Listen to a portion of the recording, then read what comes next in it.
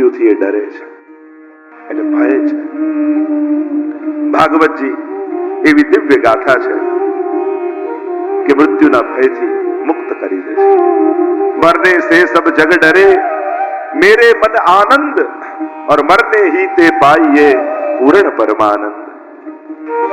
મૃત્યુને મહોત્સવ બનાવનારી આ કથા ભાગવતી કથા છે. મૃત્યુને મારી શકાતું નથી, મરણને મારી ન શકાય, મૃત્યુને મારી ન શકાય. મૃત્યુને કેવલ સુધારી શકાય છે.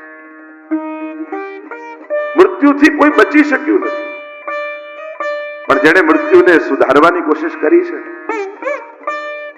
એ તરી ગયા છે, અમર થઈ ગયા છે. અને એટલા માટે મૃત્યુથી ડરો નહીં. ભગવાન ગીતાજીમાં તો બહુ સહજ રીતે મૃત્યુને બતાવે. વાસાંસ જીર્ણાની યથા વિહાય નવાની ગૃહણાતિ નરોપરાણી. જેમ જૂના કપડા પહેરીને માણસ નવા કપડા પહેરી લે, બસ આ જ મૃત્યુ છે. જેમ ઝાડમાંથી ખરેલા પત્તાઓ ફરી ઉગે, બસ આ જ મૃત્યુ. નવા જીવનની શરૂઆત એ જ મૃત્યુ છે. એમ આપણું દેહ રૂપી કપડું ઘણાનું 10 વર્ષનું, ઘણાનું 50 વર્ષનું, ઘણાનું 60, ઘણાનું 80 વર્ષનું. આ જૂનું થયેલું કપડું કાઢી શરીર રૂપી અને નવું કપડું પહેરીએ, એ જ જન્મ મરણની ઘટમાળ છે. અભયત્વનું દાન ભાગવતજી કરે છે. જેણે ભાગવતજીની કથા સાંભળી છે એને મૃત્યુનો ભય રહેતો નથી. એના માટે મૃત્યુ પણ પ્રભુના મિલનની ઘડી હોય છે. કારણ કે આ દેહ છૂટશે તો આ જીવાત્મા પરમાત્માની પ્રાપ્તિ કરશે. પણ ઘણી વાર તકલીફ શું થાય, માણસ મૃત્યુને સુધારવાની ચિંતામાં જીવન સુધારવાનું ભૂલી જાય છે. મારું મરણ સુધરે એ ચિંતામાં જીવન સુધારવાનું ભૂલી જાય. જેણે જીવન સુધાર્યું છે એનું જ મૃત્યુ સુધરે છે. કોઈ એમ વિચાર કરે કે છેલ્લી ઘડીએ ભગવાનનું નામ લઈ લઈશું. આ શાસ્ત્રોમાં કહ્યું અંત સમય પણ ભગવાનનું જે નામ લે ભગવત પ્રાપ્તિ કરે, પણ છેલ્લે ઘડીએ ભગવાન યાદ આવવા બહુ અઘરા છે. એમને સ્મરણ નથી થતું. આખી જિંદગી જેની પ્રેક્ટિસ કરી હોય ને એ જ યાદ આવે. આખું જીવન જે કાર્ય કર્યું હોય એનું સ્મરણ થાય.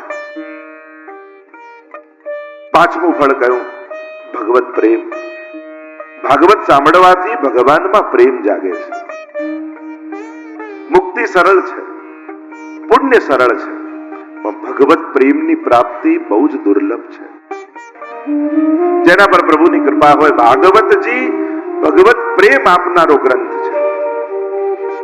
ભાગવત સાંભળશો, મારો તો અનુભવ છે. ઘણા દુનિયાભરમાં એવા લોકો જોયા, ભગવાનમાં ન માનતા હોય એવા લોકો પણ ભાગવત સાંભળીને પરમ ભક્ત બની જાય છે.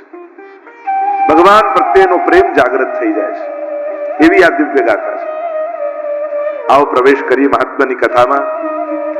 સનત કુમારો સત્સંગ માટે એકત્રિત થયા હતા અને નારદજીને જતા જોયા. ઉતાવળે નારદજી જઈ રહ્યા છે. સનત કુમારોએ જોયું કે જેના મુખમાં ચિંતન હોવું જોઈએ એના મુખમાં ચિંતા છે. નારદજીને પૂછ્યું, આપ ચિંતાતુર કેમ છો? અને ત્યારે નારદજીએ પોતાની વ્યથા અને કથા કહેતા કહ્યું, અહમ તો પૃથ્વીમ યાતો જ્ઞાત્વા સર્વોત્તમામિતિ. આ પૃથ્વીને સર્વોત્તમ જાણી હું યાત્રા કરવા માટે આવ્યો. કારણ કે આ પૃથ્વીમાં ભક્તિ કરવાની ને ભગવાન મેળવવાની જેટલી સુવિધાઓ છે એટલી બીજા કોઈ લોકમાં નથી. આ માનવ દેહમાં ભક્તિ કરવાની જે સુવિધાઓ છે એ બીજા કોઈ દેહમાં નથી. એટલે તો કહ્યું, બડે ભાગ માનુષ તન પાવા. આ માનવ દેહ દુર્લભ છે. કારણ કે અન્ય કોઈ દેહમાં, આજે તમે પશુ પંખીઓના પણ બધા દેહ જુઓ, એ લોકોની આંખો છે, એ લોકો પણ જુએ છે, પણ માણસ પાસે એવી આંખો છે કે આ આંખોથી ભગવાનને જોઈ જન્મ મરણના ચક્કરમાંથી છૂટી શકે છે. એ લોકો પાસે પણ જીભ છે, એ લોકો બોલી શકે છે. પોપટ પણ રામ નામ બોલે, પણ એ રામના કાન સુધી પહોંચતું નથી. માણસ રામ બોલે ને તો છેક રામ સાંભળે, એવી જીભ માણસ પાસે છે. પ્રાણીઓ પાસે પણ કાન છે, એ લોકો સાંભળે છે, પણ માણસ પાસે એવા કાન છે કે આ કર્ણથી કથા સાંભળી એ જન્મ મરણના ચક્કરમાંથી છૂટી શકે છે.